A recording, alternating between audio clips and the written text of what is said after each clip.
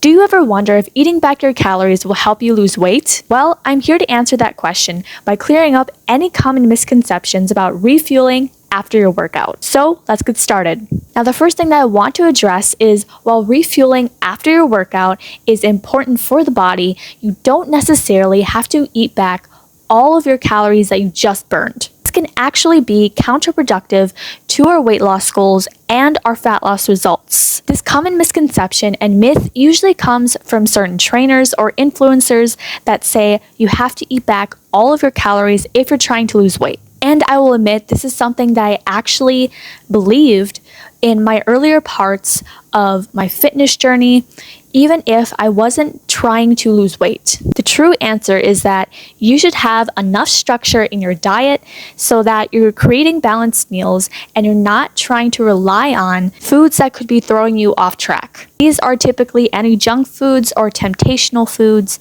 that exist on your counter, in your pantry, in your refrigerator, or just in your environment. These will typically have high sodium, high fat, and high sugar and carbohydrates, overall making them very high in calories, which will cause you to gain weight or even maintain where you are. But the same thing goes for eating back all of your calories because it's, again, contrary to what we're trying to do, and so you'll stay in maintenance and not lose the weight that you want. But when it comes to structure in your diet, you need to make sure that you're adding enough protein, fiber, carbohydrates, healthy fats, so that you're not giving into those temptational foods, especially after a workout where your hunger might be heightened if you're doing something like low intensity cardio. Also, I would like to address an error I made with my previous fat loss videos where I talked about how low intensity cardio can suppress appetite. The truth is that this is not necessarily true, and it actually exists more with moderate to high intensity cardio. So if you're doing any sort of anaerobic,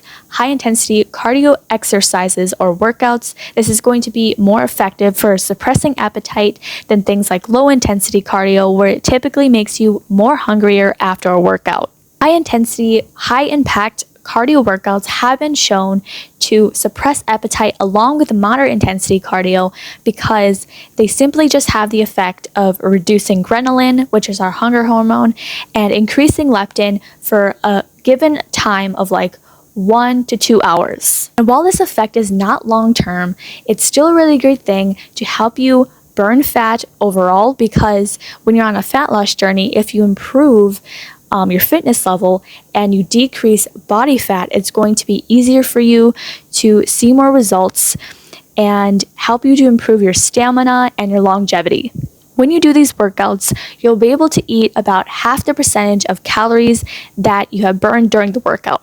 So eating back half of those calories automatically puts us in a deficit, which is going to help us burn fat. So while one adds more of a benefit to suppress appetite, it's still very important to have that structure with your diet so that you can make sure that you're not eating back all of those calories that you just burned. But back to what I was saying about refueling for the right type of workout, low intensity workouts, typically you will use more fat storage as fuel during that workout. So that means when you do these types of workouts, you'll need to refuel that fat that you burned during that workout. And if you're doing high-impact anaerobic activity like strength training or high-impact cardio, then you need to make sure that you're refueling with carbohydrates. And the reason for this is when our body enters that anaerobic state, we switch from using fat stores to carbohydrates or glycogen. So therefore, consuming all of your calories after a workout is not going to be helpful when we're trying to lose weight, and you don't necessarily have to refuel all of your calories because your body has its own energy and fat storage to help keep you sustained while also adding that structure to your diet so that you can consume less calories and make yourself more satisfied overall. Over time, when you start to get more fit, you'll notice that your hunger hormones will be more controlled and you won't have to worry about all of these things. Being in a deficit will be easier the more weight that you lose, because you'll be in a smaller body size where all of these eating patterns will start to become normal and it will start to become an overall lifestyle. While all of our fat loss questions are answered, another question comes to mind, and that is, will strength training make me bulky? Well, I just uploaded a video on this exact topic, and I go into a deep dive of a few different ways on how you can stay in a calorie deficit and maintenance phase and get the toned physique that you want, so you're avoiding all of the mistakes when it comes to building muscle.